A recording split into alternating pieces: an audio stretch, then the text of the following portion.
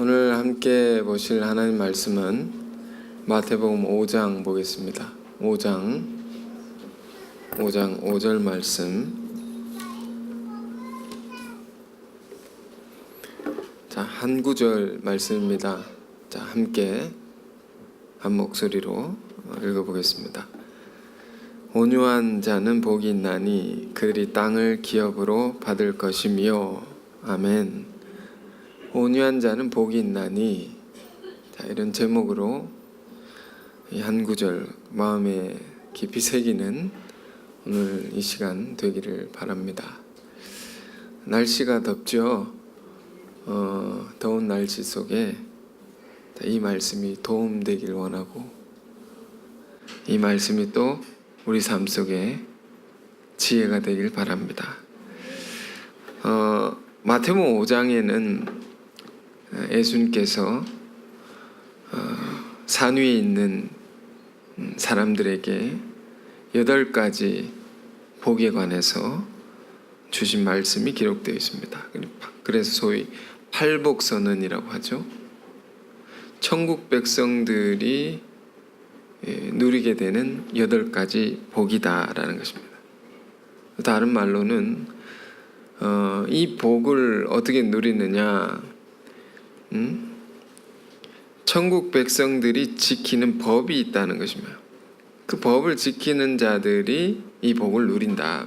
그래서 산상수 마태복음 5장에서 7장까지 기록된 이 말씀을 천국의 헌법이다. 천국은 하나님 나라죠. 그 나라의 백성들이 지키고 사는, 또 누리고 사는 그런 법입니다. 그것을 예수님은 그 말씀 중에 팔복선언, 그 중에 한 구절을 읽은 것인데요. 우리가 법이라고 생각하면 굉장히 딱딱한 것이 아닙니까? 어렵고. 그러나 예수님은 이 법을 굉장히 아름다운 시로 표현해 주신 것입니다. 온유한 자는 복이 있나니 그들이 땅을 기업으로 받는다. 천국 백성들은 어떠한 사람들이라는 것입니까? 온유한 사람들이다. 온유라는 말은 이제 한자로 따뜻하고 또 부드럽다는 뜻이죠. 천국에 이런 사람들이 있다. 이런 사람들이 있는 곳이 천국이다라는 것입니다. 그런 사람들이 복을 받는 것인데, 그들이 받는 복이 뭐냐? 땅을 물려받는다는 거죠. 땅을 차지한다라는 거죠. 우리가 이 말씀을 깊이 깨달으면 이 복을 우리가 받을 수 있는 것이고, 깨닫지 못하면 이 복을 못 받는 거죠. 자, 땅을 차지한다, 땅을 지배한다 라고 할 때 우리가 일반적으로 생각하면 누가 땅을 차지하고 지배하는 것입니까? 그것은 힘 있는 자들이죠. 무력을 가진 자들이다. 이 세상을 보면 여러 가지 힘들이 있지 않습니까? 무력, 금력, 권력, 그걸 가진 자가 지배하고 차지하게 된다. 이것이 세상의 상식이 아닙니까? 그의 것을 내가 가지고 가려면 그가 가진 것보다 더 강한 것을 가져야 된다. 그가 가진 힘보다 더 큰 힘을 내가 가지면 그걸 가져올 수 있다. 지배할 수 있다. 이게 세상의 상식입니다. 그런데 예수님께서는 지금 천국 백성들에게 전혀 다른 말씀을 주고 계신 거죠. 다가오는 새로운 세계는 어떤 세계냐면, 어떤 자들이 이 세계를 지배하게 되느냐, 다스리게 되느냐, 차지하게 되느냐. 그것은 온유한 자다. 온유한 자라는 말이 우리에게 주는 인상은 무엇입니까? 매우 힘이 없어 보이고, 약해 보이는 것이죠. 그런 천국 백성, 그런 자들이 많은 것을 얻고 많은 것을 다스릴 수 있게 된다는 것입니다. 응? 저는 이 말씀을 읽을 때마다 생각나는 동화가 있습니다. 어린아이가 읽는 동화 이야기. 그런데 러시아의 대문호 톨스토이가 쓴 이야기입니다. 그런 동화입니다. 쉽게 읽을 수도 있지만 또 진지하게 읽으면 또 진지하게 읽을 수 있는 그런 이야기인데요. 바보 이반 이야기 들어본 적 있습니까? 아주 재밌는 이야기입니다. 어느 집에 세 아들이 있었습니다. 첫째는 군인입니다. 힘을 상징하죠. 군인은 군대. 둘째는 장사꾼입니다. 금력, 재물, 그걸 모으는 자죠. 셋째는 농사꾼입니다. 그 사람 이름이 이반이라는 사람입니다. 첫째, 둘째 형들은 욕심이 많습니다. 그런데 이 셋째는 욕심이 없습니다. 바보처럼 일하고. 그래서 바보라는 별명이 붙었는데 일만 열심히 하고 가진 거 있으면 형들에게 나눠주고 그런 셋째입니다. 그래서 삼형제가 있는데 서로가 싸우지 않고 잘 지내는 것이 왜? 셋째 때문에. 셋째는 늘 양보하고 형들이 요구하는 거 다 들어주니까 그렇게 사이좋게 지내는데 이걸 누가 질투합니까? 악마가 질투를 하는 것입니다. 이 사이 좋은 형제를 이간질시키자, 싸우도록 하자. 악마가 나와가지고 그래가지고 막 이제 세 악마가 이제 공격을 하는 것입니다. 첫째, 둘째, 셋째를. 그 첫째, 둘째는 욕심이 많으니까 자꾸 악마에게 걸리는 것입니다. 셋째는 뭐 힘도 없고 뭐 재물도 없고 그렇지만 욕심이 없고 마음이 선하고 하니까 그리고 자기 맡은 것만 열심히 하니까 매번 악마가 실패를 하는 것입니다. 유혹하고 공격을 하는데도 실패를 한다. 걸리지를 않는 것입니다. 악마가 힘든 일을 꾸미면 꾸밀수록 더 오래 참고 그럴수록 더 견디고 더 열심히 일하고 그래서 그 이야기를 보면 오히려 악마가 들통이 나서 악마가 걸립니다. 정말 재밌는 동화입니다. 그러면서 이제 셋째가 욕심 많은 형들이 요구하는 것을 다 들어줍니다. 무시당하기도 하고 이용당하면서도 행복해하고 정말 바보다 말이에요. 바보같이. 꼭 머리가 나쁜 바보를 얘기하는 것이 아니에요. 착하니까. 그래서 결국 이 셋째의 도움으로 형들이 왕이 됩니다. 왕이 돼가지고 그랬지만 욕심을 가지고 왕이 돼서 결국에는 악마에게 다 내쫓기고 빈털터리가 됩니다. 그래서 이제 셋째도 악마가 이렇게 망하게 하려고 하는데 악마 스스로의 자기 꾀에 걸려서 죽게 됩니다. 악마가. 그러나 힘도 없고 돈도 없고 그러나 바보같이 자기 일만 하는 이반이 욕심이 없고 열심히 일하는 사람들만 모인 그 나라의 왕이 되는 것입니다. 악마도 다 이기고 그 나라를 다 차지하게 되는 거죠. 저는 이제 마태복음 5장 5절 읽을 때면 그 동화가 생각납니다.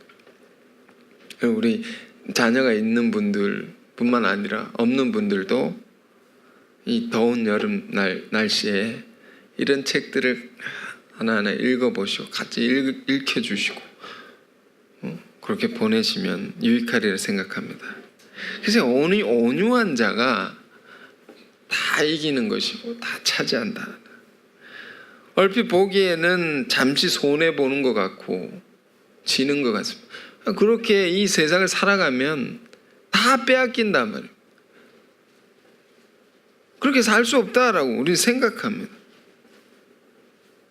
이용당하면 큰일 난다 말이에요. 그러나 천국 백성들의 세계는 뭐냐 말이에요. 응? 결론은 뭐냐. 결국에는 그런 자가 다 이깁니다. 다 차지하게 된다. 예수님 말씀한 천국 이런 자들의 세계라는 것입니다. 응?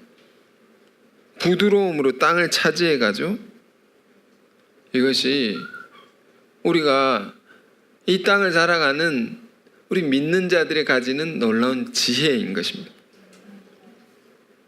하나님의 지혜죠. 응? 어리석은 것 같지만 지혜롭다 말이에요. 부드러운 것 같은데 강하다 말입니다. 지금 오늘 본문을 보면 온유한 자라는 말의 뜻은 영어로는 이제 온순하다, meek라고 되어 있습니다. 이 말의 원래 기록된 언어는 프라우스인데, 헬라어로 프라우스인데, 이 말은 두 가지 말의 반대말입니다. 화를 낸다라는 말의 반대말입니다. 그리고 무정하다는 말의 반대말입니다. 그러니까 온유하다는 것은 뭘 얘기하는 것입니까? 무정하지 않고 정이 많다 말입니다. 마음이 따뜻한 사람을 말하는 것이고, 또 화를 내지 않는 것입니다. 화를 내지 않는 자. 그러니까 예수님은 이 모인 산 위에 모인 무리들에게 이 세 번째 복을 얘기를 하시면서 무엇을 요구하는 것입니까? 그들에게 너희가 천국을 누리는 자들이요, 천국을 이루어가는 백성들이요, 너희가 무정하게 살지 말라. 너희가 화를 내면서 살지 말라. 그걸 잘 다스려야 된다. 우리 안에 무정한 모습이 얼마나 많으냐. 우리 안에 얼마나 화를 참지 못하고 살아갈 때는 얼마나 많은가 말이에요.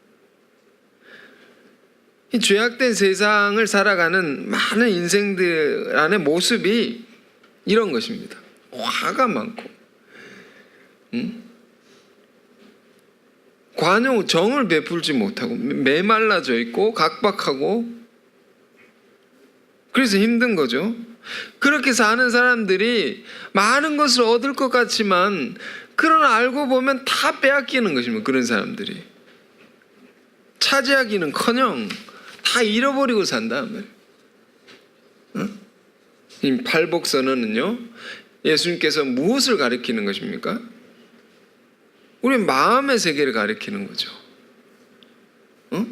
이 내면의 세계에 대한 가르침입니다.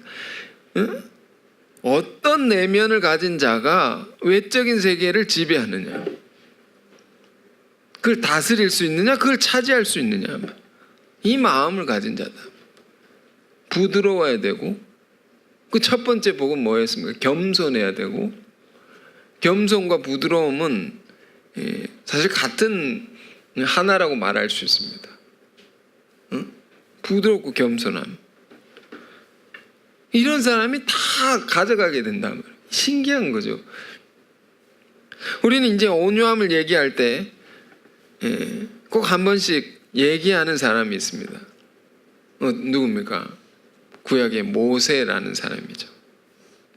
그는 이스라엘 민족을, 한 민족을 해방시킨 아주 큰 지도자입니다. 많은 사람이 이끄는 지도자다. 지도자는 어때야 되느냐?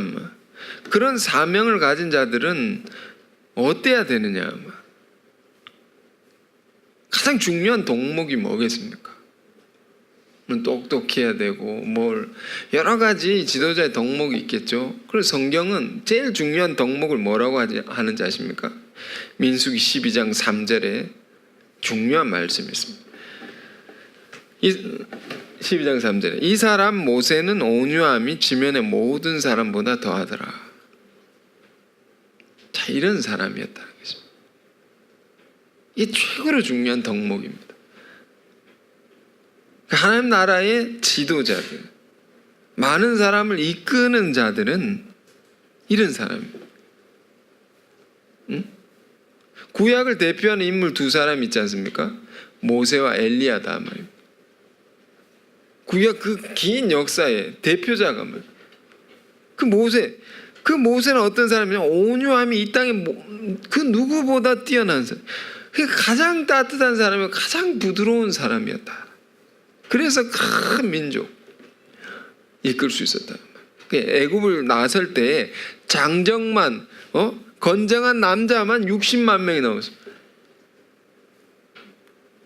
그게 가족들을 포함하면 엄청난 사람들을 이끌고 나왔는데 그 힘이 뭐냐라는 것입니다. 이게 온유함인 것입니다. 요즘에 우리가 여러 가지 기도를 하면서 가는데 우리 부흥을 소망하고 기도하지 않습니까? 하나님의 뜻을 구하고 사는 사람들은 늘 부흥을 소망하고 갑니다. 그걸 놓고 우리가 기도하지 않습니까? 그런데 뭘 생각을 하게 하시냐 하면 하나님께서 도리어 우리에게 물으신다는 것입니다. 부흥, 많은 사람들이 예수를 믿고 은혜를 받고 그의 삶이 변화되는 것을 우리가 꿈꾸는데 그런 사람들이 많이 온다라고 할 때 뭐 1000명, 10,000명 보내주신다고 할 때 우리 감당할 수 있습니까? 감당할 수 있느냐면 각양각색의 사람들, 별별 희한한 배경과 문제와 뭐 어떤 면에서 병을 가지고 주님께 나오는 많은 사람들, 우리 그리스도의 사랑으로 품고 그를 변화시켜 낼 수 있느냐? 감당할 수 있느냐라고 하죠.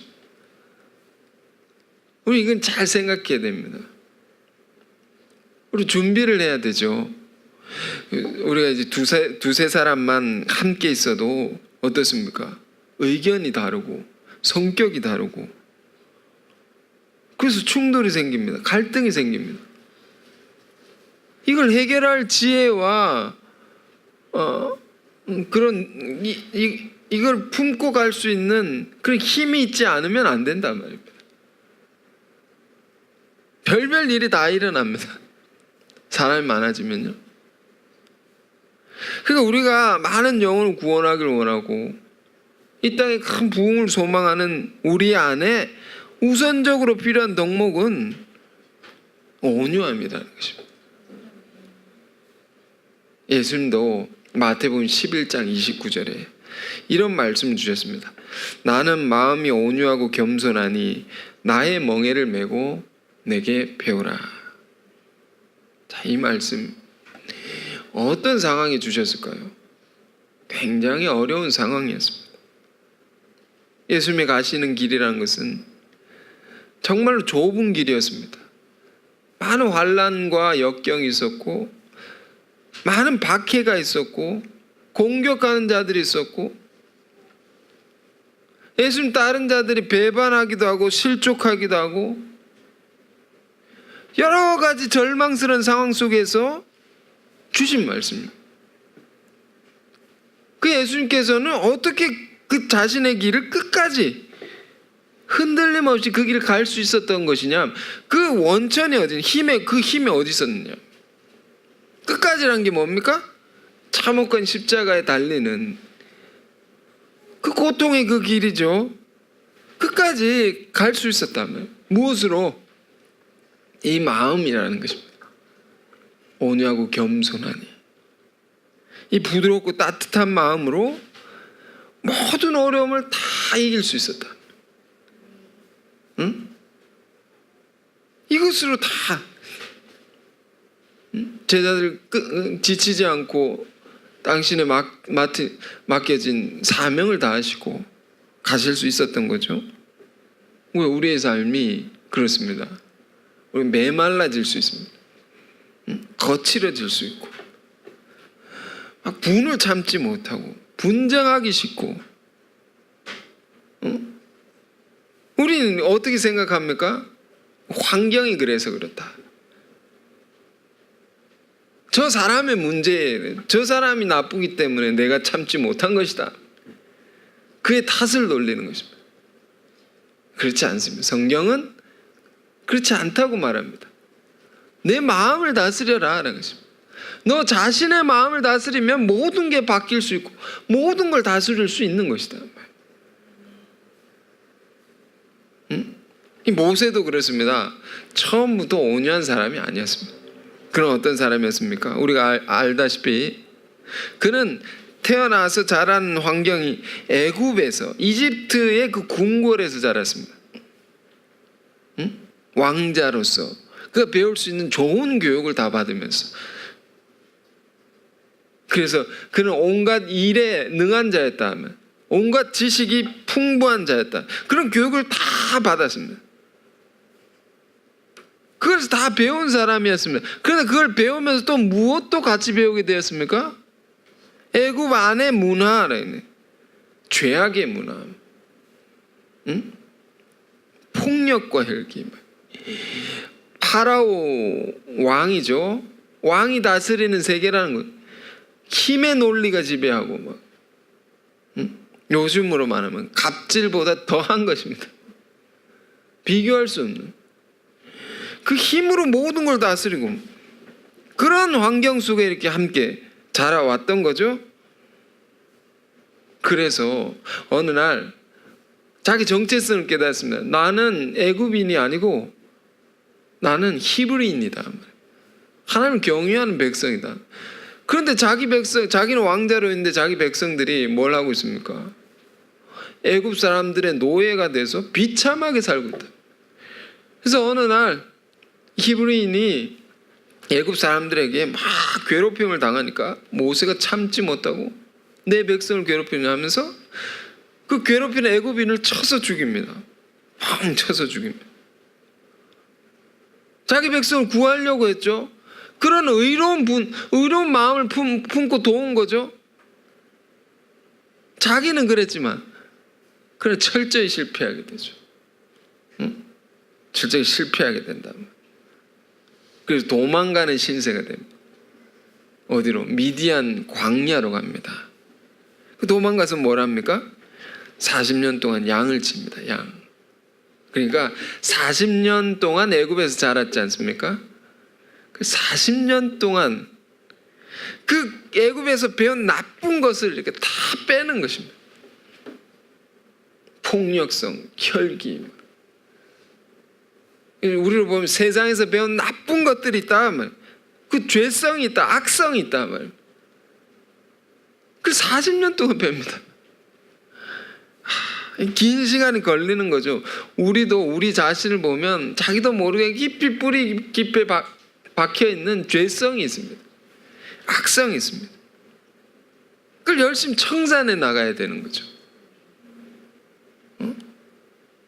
그래서 40년 동안 그걸 다 빼고 나니까, 그래서 이 땅에서, 그 당시 그 시대 그 땅에서 최고로 온유한 사람입니다. 가장 부드러운 사람 되고 나니까 하나님께서 그를 부르십니다. 이제 됐다. 내 백성을 구하라 말. 이끌게 되는 거죠. 여러분, 우리가 하나님 믿는 사람들로서 하나님께 귀 쓰임 받기를 원합니다. 그렇습니까? 하나님께서 나를 사용하기를 원하십니다. 그런 인생이 복이 있는 것입니다. 그런데 그런 자에게, 그런 우리에게 가장 필요한 것은 우리의 죄를 끊임없이 씻어 나가야 되는 것입니다. 우리 안에 들어와 있는 나쁜 죄성, 악성을 날마다 고쳐 나가야 됩니다. 그것을 요한계시록 22장 성경의 마지막에는 뭐라고 표현해 놓았습니까? 자기 두루마기를 빠는 자들은 복이 있나니, 두루마기는 걸치는 옷을 말합니다. 이걸 열심히 빠는 자가 복이 있다. 더럽혀지니까 옷이라는 것은 그의 행실을 말하는 것이라 했습니다. 우리가 살아가면서 나쁜 죄를 짓고, 오늘도 이제 기도하시는 장로님께서 회개 기도를 깊이 해주셨는데, 같이 기도하면서 같은 마음으로 주님, 우리 안에 이걸 씻어 주십시오. 회개하기를 원한다. 함께 기도를 우리가 드렸지 않습니까? 이것이 일요일에만 드리는 기도가 아니라 날마다 우리가 드리고, 날마다 우리가 하나님 말씀 앞에 우리의 더러운 죄와 마음에 부정한 것들, 깨끗이 못하는 것들, 하나님 미워하실 만한 것들, 악한 것들 날마다 우리는 씻어가야 돼. 그런 자가 복이 있다 말입니다. 응? 그런 자가 어떤 복입니까? 계시록 22장에 보면 그런 자가 복을 받는데 어떤 복을 받느냐? 그런 자는 천국에, 성문에 들어갈 권세를 얻는다고. 천국에 들어갈 권세를 주신다. 하나님의 백성들이 되는, 천국의 백성들이 되는 권세를 주신다. 이게 놀라운 권세입니다. 이걸 받지 못한 자들은 어떻게 됩니까? 성문 밖에 있단 말이에요. 천국 밖에 있는 것입니다. 비참한 사람들이죠. 그런 사람들에 대한 이야기도 기록되죠. 개들과 술객들과 행음하는 자들과 거짓말하는 자들과 우상 숭배하는 자들과 이런 사람들 다 성문 밖에 있느니라.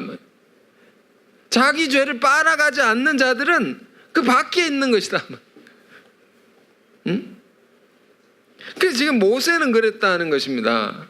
모세는 애굽에서 세상의 문화 속에서 배웠던 그 힘의 논리, 그 힘으로 지배하는 그런 철학과 그런 가치관, 이런 것들을 다 씻어냈습니다. 40년 동안 뭘 하면서? 양을 치면서.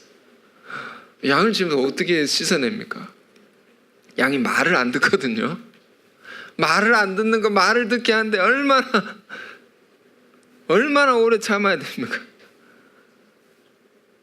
그러면서 다 빠지는 것입니다. 죄성, 악성이.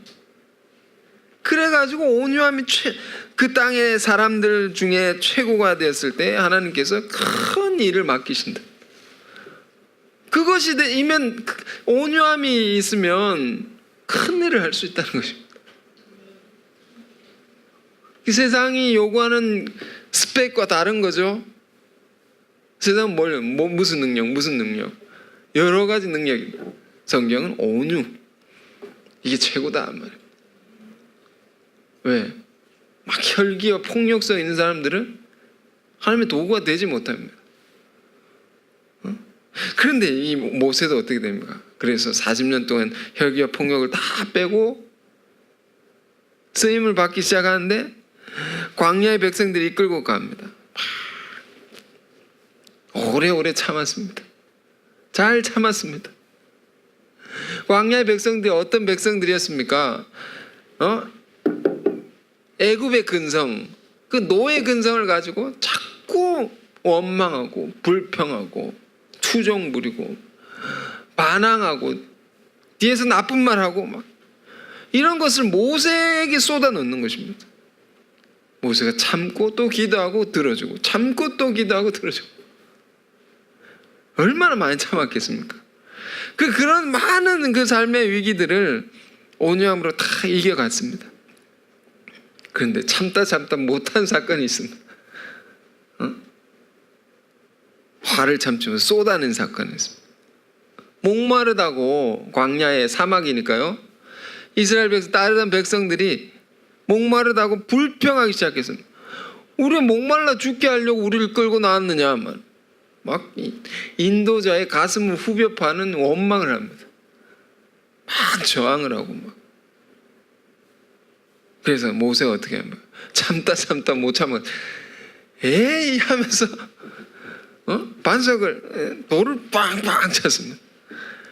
에이 이러면서 그래 물 먹으라고 막 욕을 했을지 모르겠습니다. 에이 하면서 물을 막 콱콱 먹는데 하나님이 그걸 딱 보시는 것입니다. 모세가 화낸 걸 본 것입니다. 하나님 마음에 딱 걸리는 것입니다. 그게 네가 나의 거룩함을 드러내지 못했다. 네가 나를 중보하는 자요 나를 대신하는 자이면서 네가 그렇게 화를 내면 어떡하느냐. 딱 걸렸습니다. 그래서 너가 그 화를 낸 것으로 너는 가나안 땅에 못 들어간다. 못 들어간다. 여러분 어떤 상황입니까? 얼마나 힘들겠습니까? 모세가 평생을 소원하고 노력한 것이 이스라엘 백성들 애굽에서 탈출시켜가지고 가나안으로 데리고 들어가는 것입니다. 이게 평생의 소원이고 목표였는데 그걸 위해서 온갖 고생을 다하고 눈물 콧물 다 짜고 인내하고 참으며 그 온갖 고통을 감내해 온 것인데 그 문 앞에서 너 여기 못 들어간다는 것입니다. 마지막에 들어갈 수 없다는 것입니다. 조금만 더 가면 되는데 여러분 우리는 이 이야기가 우리 신앙이 우리 삶에 살아있는 교훈으로 다가와야 됩니다. 우리가 얼마나 이런 실수를 많이 하는지 모릅니다. 수년 동안 헌신을 하고 고생한 사람도 한순간에 그걸 다 수포로 돌아가게 만들 수 있습니다. 큰 일을 이룬 사람도 한 번에 혈기를 이 화를 쏟아내가지고 막 모든 것을 다 무너뜨릴 수도 있습니다.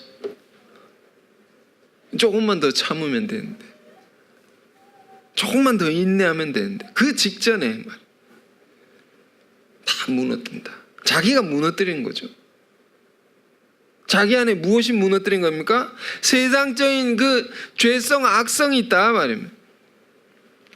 세상적인 게 뭡니까? 폭력, 혈기. 내가 그 사람보다 우위에 서려고 하고 내 뜻대로 안 되면 화를 내고 내 마음대로 안 되면 막 기분대로 행동을. 사회적으로 문제가 되었던 그 질병 같은 거 있지 않습니까? 분노 조절 장애.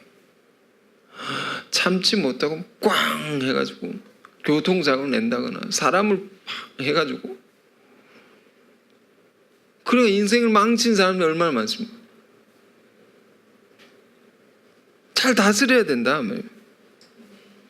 그래서 하나님께서 이스라엘 백성들 안에 그 애굽에서 배워왔던 가지고 왔던 이 폭력성, 분노, 혈기 이걸 빼려고 무엇을 제정하셨습니까? 제사를 드리게 했습니다. 제사를 드리는데 어떻게 드립니까? 제사를 드릴 때는 제물을 드리죠. 제물을 드릴 때는 어떻게 드립니까? 흠없고 깨끗한 것을 잡아가지고 드리는데 죽이죠. 제물을 죽여가지고 동물을 죽입니다. 죽여가지고 그 피를 다 뺍니다. 피를 다 뺀다. 응? 그리고 그것을 씻어가지고 그걸 불에 태워 올립니다. 이런 제사를 드리겠다. 이런 희한한 의식을 왜 치르겠느냐. 제물은 그걸 드리는 자를 대신하는 것이죠. 나를 드려야 되는 건데 나 대신 동물의 희생으로 드리는 겁니다. 내 안에 뭐가 있다는 것입니까? 혈기가 있단 말이에요. 내 안에 그걸 빼는 거죠. 피를 쫙 뿌리는 겁니다. 내 안에 뭐가 있습니까? 부정한 거, 더러운 게 있다. 그리고 씻는 거죠. 재물을. 그리고 태운다는 거예요. 왜? 완전히 태우는 것은 완전히 소멸하는 것입니다. 홀라당 태우는 것입니다. 우리 안에 부정한 거, 더러운 거, 깨끗이 못한 거 다 태워가서 소멸하라는 것입니다. 그 제물 드림으로써 우리 자신을 깨끗게 하는 거죠. 그걸 늘 훈련을 받았던 이스라엘 백성이었습니다. 완전히 청산해야 된다. 우리는 이런 제물을 드리는 과정이 우리 신앙에서 끊임없이 일어나야 됩니다. 어떻게 일어날 수 있습니까? 우리가 듣는 하나님의 말씀 앞에서 자기를 늘 깊이 돌아봐야 됩니다. 매일같이 돌아봐야 돼요. 그리고 회개의 과정이 있어야 되죠. 그 죄가 속함을 받는, 사함을 받는 속죄의 과정이 있어야 됩니다. 회개하고 그걸 씻고 고치고 매일 아침 날마다 그런 자가 복이 있나니. 요한복음 18장에 보면요, 예수님께서 십자가의 죽음을 앞두시고 이제 겟세마네 동산에 기도하러 가시는 그런 장면이 기록되어 있습니다. 거기 보면 기도하실 때에 어디를 건너 가십니다. 기드론 시내를 이렇게 건너서 그 동산으로 들어가신다고. 그걸 기록해 놨습니다. 그 당시에는 6월절인데 6월절이면 양을 죽이는 의식을 치르죠. 그 예루살렘 성전에 다 모여가지고 수십만의 사람들이, 전 세계에 흩어진 유대인들이 다 모여가지고 양을 다 죽이는 것입니다. 그래서 어떤 연구한 사람들에 의하면 그 당시 수십만 마리의 양이 죽었다. 그 양을 죽인 피가 기드론 시내를 쫙 흐르는 것입니다. 수십만 마리의 양이 죽인 피가 그 시내를 따라 흐르는 것을 보고 지나가셨다. 왜 그렇게 많은 양들을 죽였습니까? 그 죽인 양들의 피만큼 우리 안에 있는 혈기와 죄성들을 다 빼내어 주십시오. 이런 하나님 앞에 나아가는 사람들의 그런 기도이죠. 우리 안에 부정한 거 다 씻어주시고 다 죄성들 빼내어 주십시오. 주님, 그걸 보고 십자가의 길을 가셨다면 그 죄의 모든 것,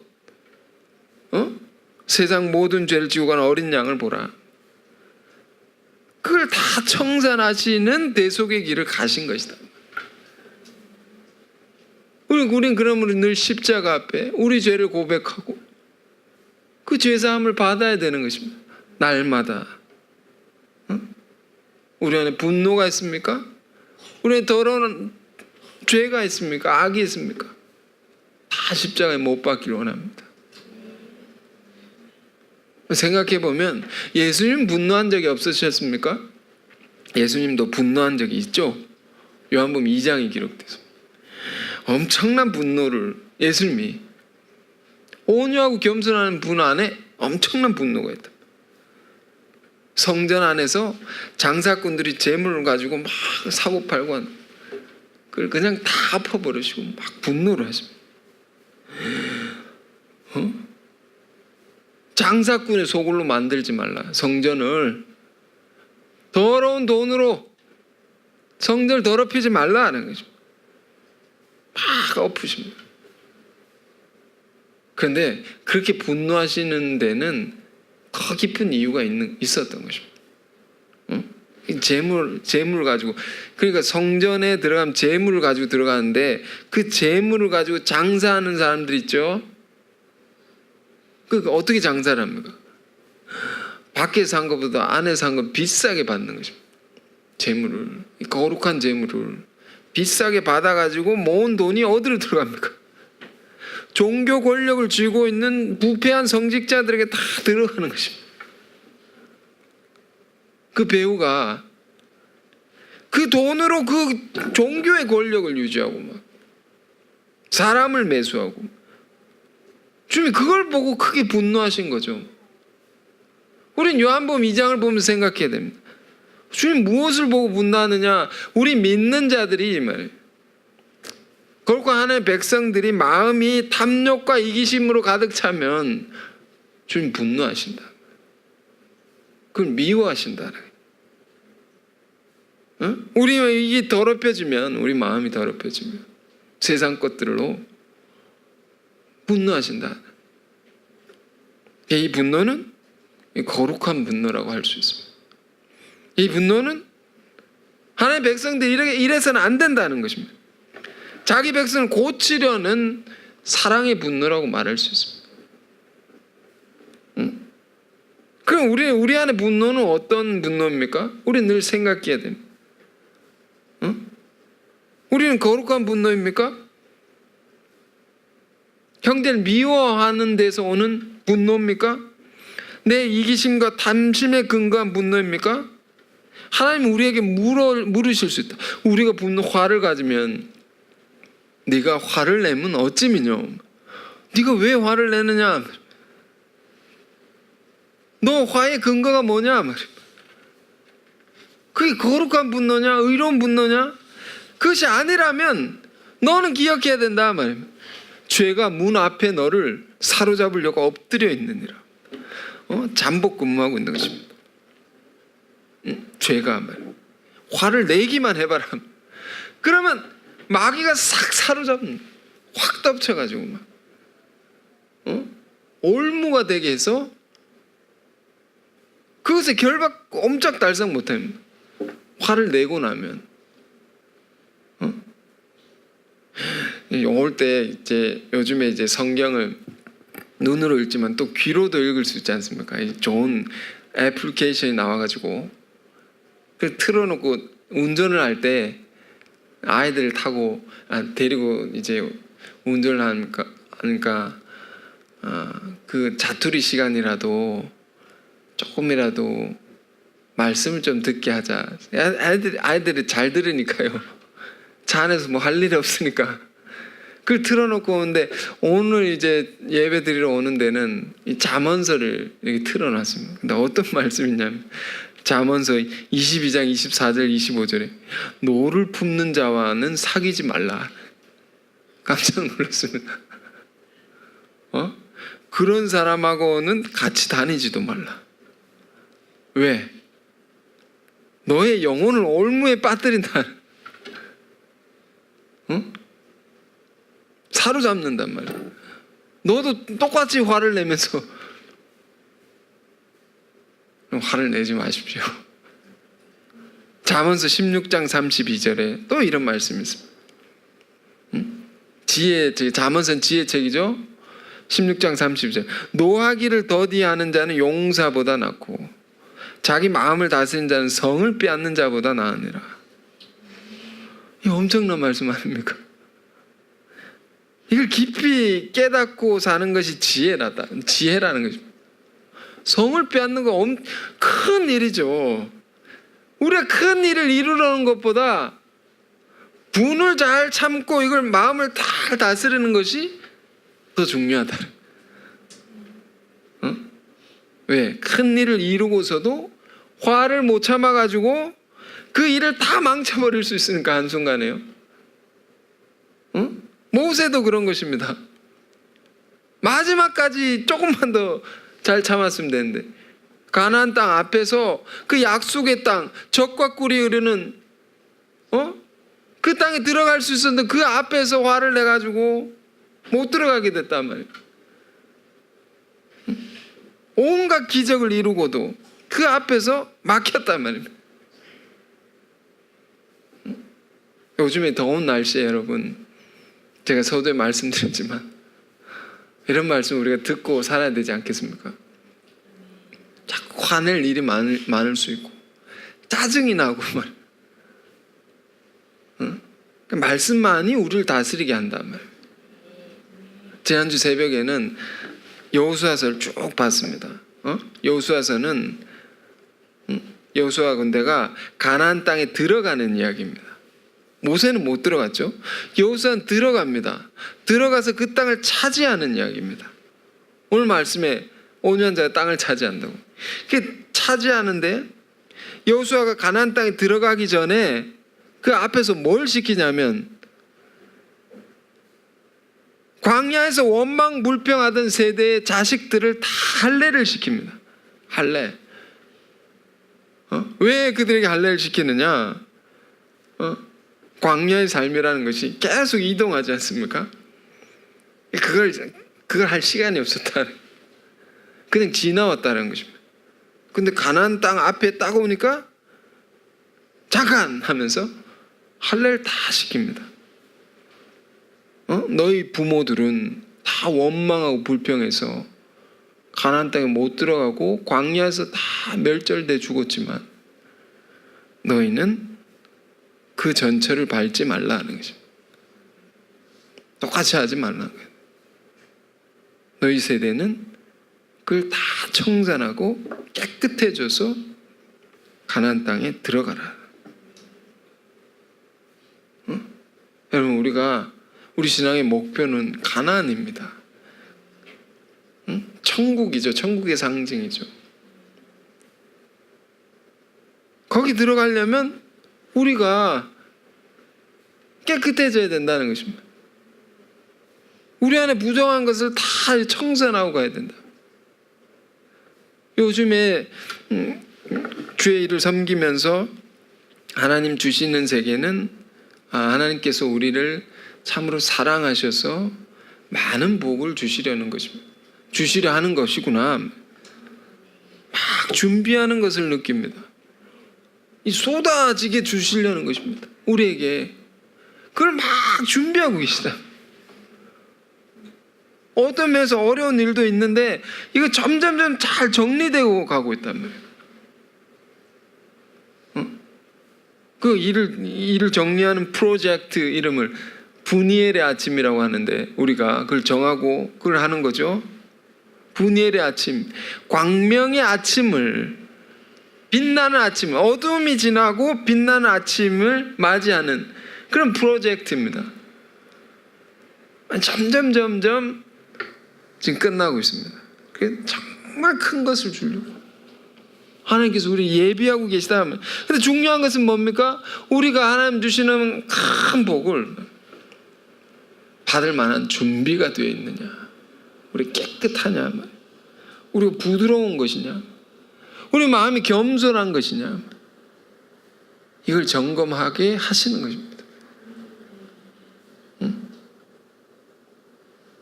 야고보서 마지막으로 야고보서 말씀 읽고 마칠까 하는데요. 야고보서 1장 20절 21절에 야고보 사도도 이런 말을 했습니다. 뭐라고 되어 있습니까? 사람이 성내는 것이 하나님의 의를 이루지 못함이라 말이에요. 모세 이야기와 똑같은 것입니다.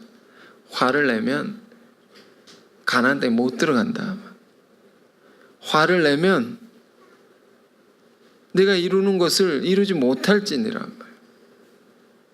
그러므로 어떻게 해야 하라는 것입니까? 그러면 21절에 그러므로 모든 더러운 것과 넘치는 악을 내버리고 너희 영혼을 능히 구원할 바 마음에 심어진 말씀을 온유함으로 받으라.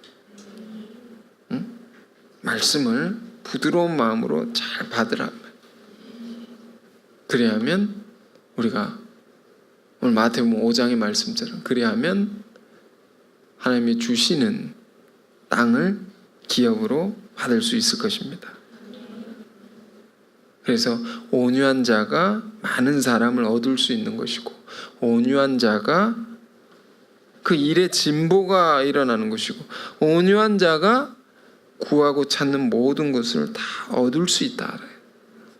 이 말씀 가지고 또 한 주간 7월에 한 달을 잘 마무리하시고 또 새로운 달 시작하셔서 하나님의 이 복을 다 받는 우리가 되길 바랍니다. 자, 기도하겠습니다. 거룩하신 주님 감사합니다. 천국 백성들에게 주신 황금보다 귀한 말씀을 우리가 들었습니다. 온유한 자는 복이 있나니 그들이 땅을 기업으로 받는다 하셨습니다. 우리 안에 온유하지 못한 모습들, 무정하고 또 분을 참지 못했던 그런 모습들이 얼마나 많습니까?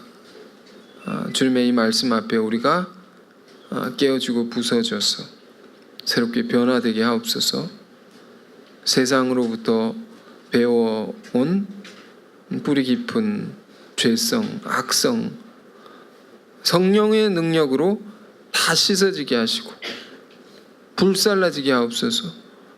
온유하고 겸손하신 주님을 본받아서 우리 삶에 마주하는 모든 어려움들을 다 이기게 하시고 견디게 하시고 더 나아가서 하나님 허락하신 땅을 기업으로 받는 우리들이 다 되게 하여 주옵소서.